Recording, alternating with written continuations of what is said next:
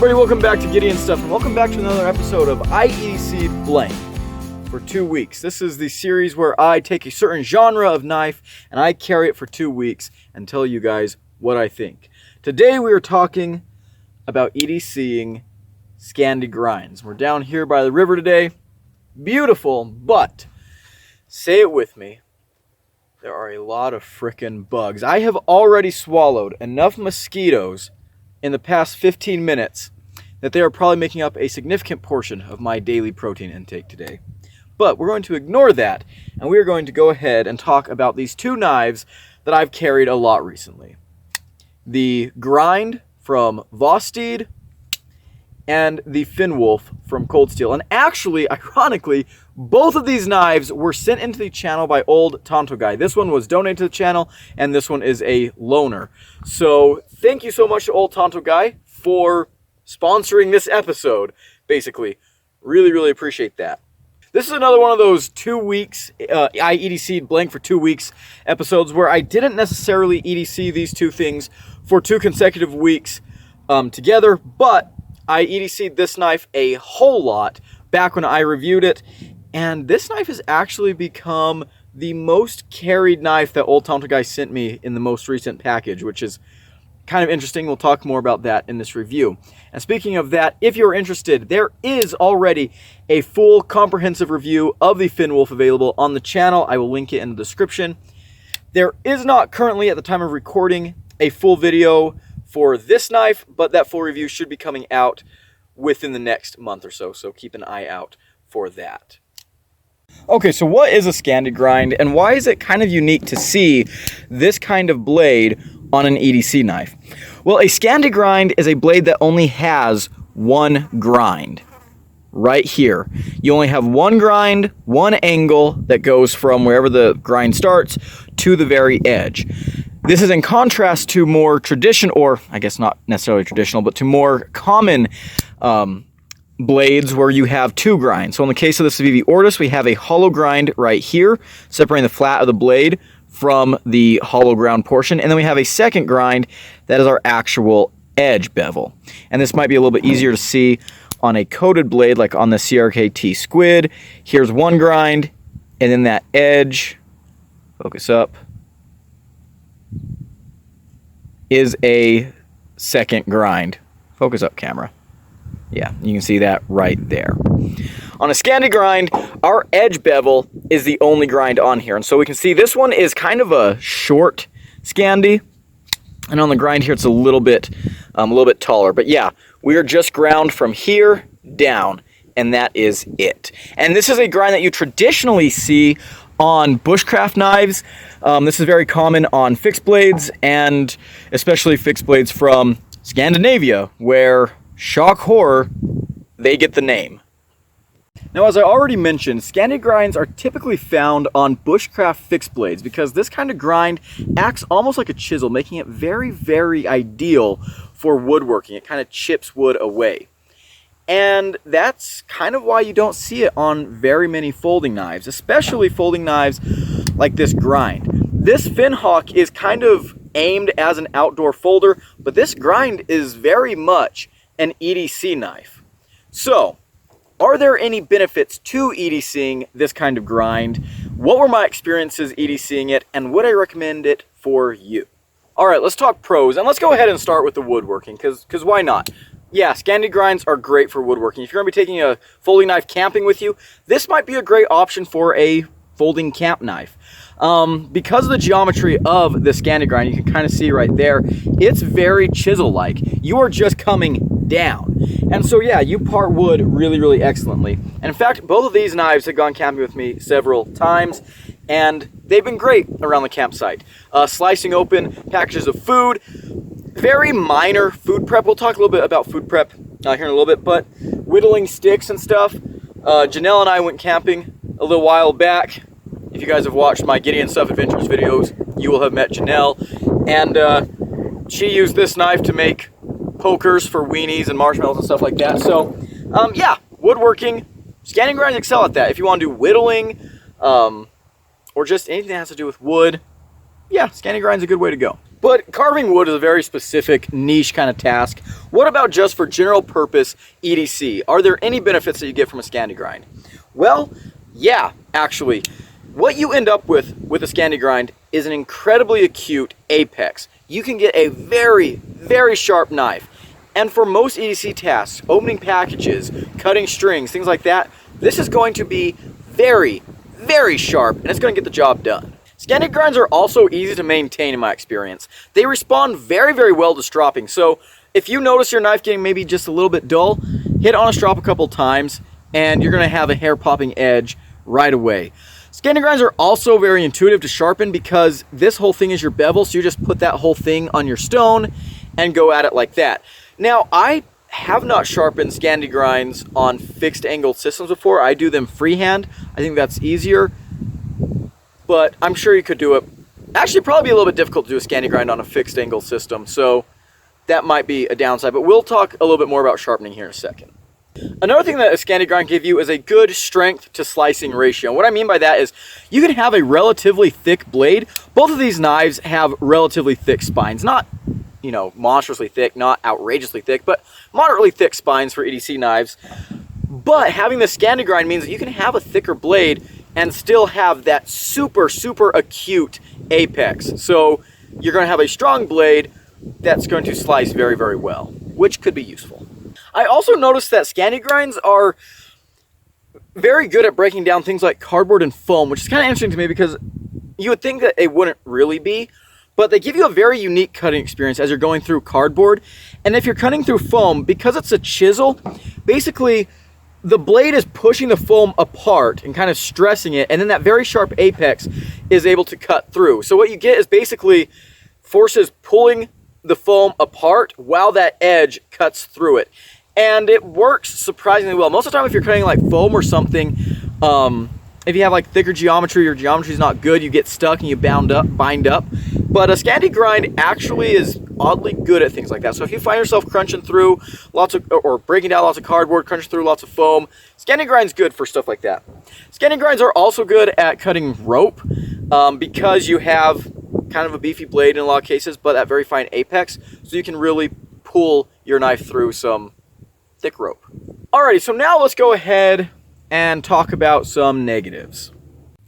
One of the biggest pros of a Scandi grind is that it gives you an incredibly acute edge apex.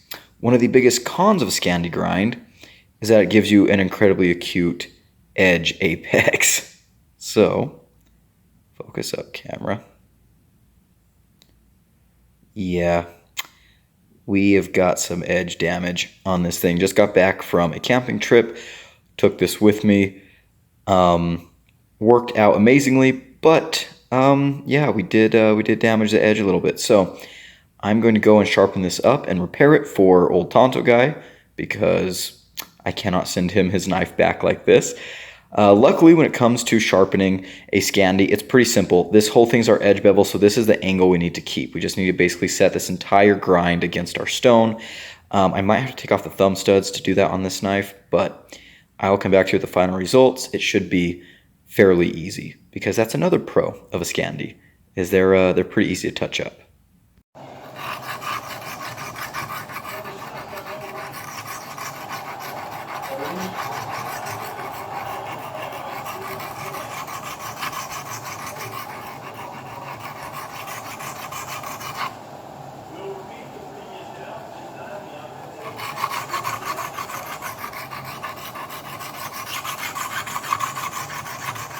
Okay, here's the part of the video where we talk a little bit about sharpening. As I already said, sharpening a Scandi grind is intuitive because you just set this whole thing on your stones and you go back and forth like that. However, if you're going to be doing a full sharpening of a Scandi, you're going to be removing a lot of material. You are moving material from here all the way to here, right? And so if you have edge damage like this knife had in that video, as you can see here now, edge damage gone, you're going to have to be removing a ton of steel, because when you're fixing edge damage, you got to remove more steel than just regular sharpening. So real quick, I'm going to give you my solution to that. With Scandi grinds that get chips in them, I start sharpening them as if I'm putting a micro bevel on the edge, and we'll talk a little bit about that. I start off like I'm going to be sharpening a micro bevel on there, and then once the damage is gone, I go back to sharpening it like a regular Scandi from here all the way down to that 0 edge. Okay, let's talk a little bit briefly about micro bevels. A micro bevel on a Scandi grind basically means that you have your Scandi grind here and you sharpen that second grind that most knives have onto here. So you'll have this as basically a very low saber grind, and then you'll have a secondary edge bevel just on the very edge of the knife, like again most standard pocket knives. I don't typically enjoy this because you're basically turning your knife from a Scandi grind into a very low saber height flat grind that's also kind of thick. That's another thing with Scandi grinds, is you are very thick behind here, so you have strength technically, but very, very thick. So if this whole thing is not functioning as your edge bevel, I just find that it messes up the geometry. I think it's much better to keep the Scandi grind as a full Scandi all the way. So that's my thoughts on micro bevels. You can do that. I think that will give you more strength to your edge, but you're going to sacrifice quite a bit of your cutting performance.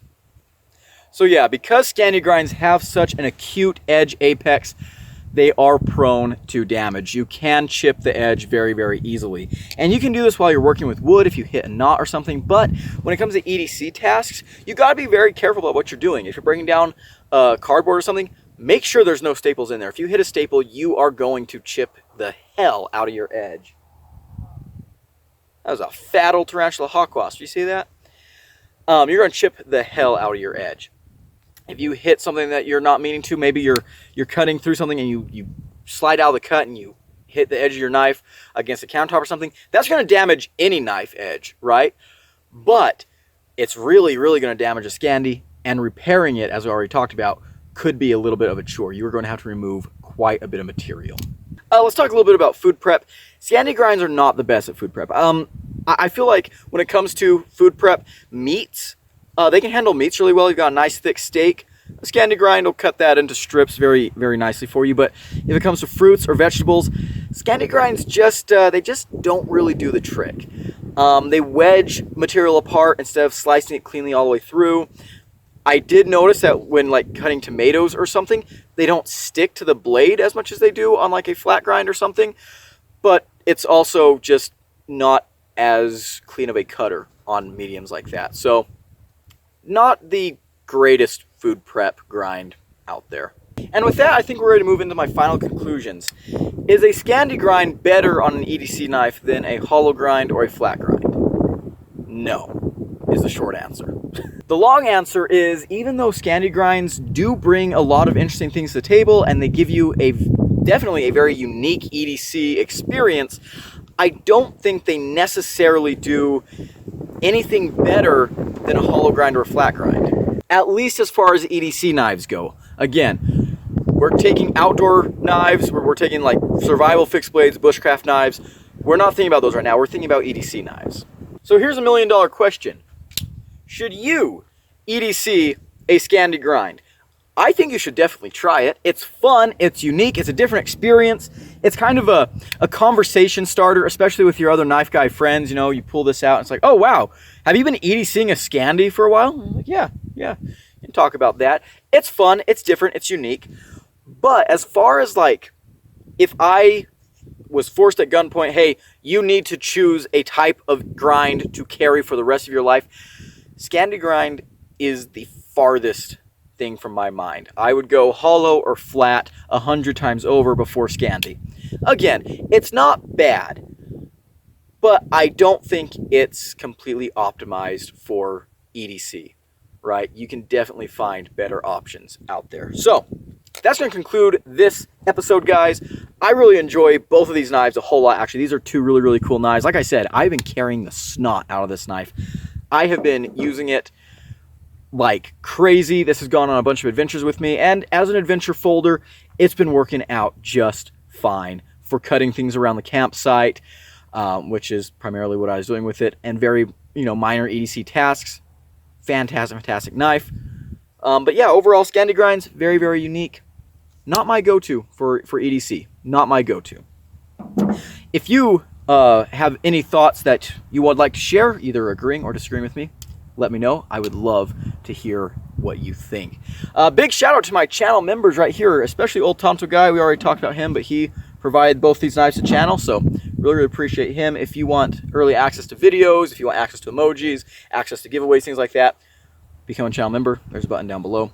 For everyone else, thank you so much for watching this video. If you enjoyed it, leave it a like, comment below, and subscribe. I've been Gideon, and I'll see you in the next one. Adios.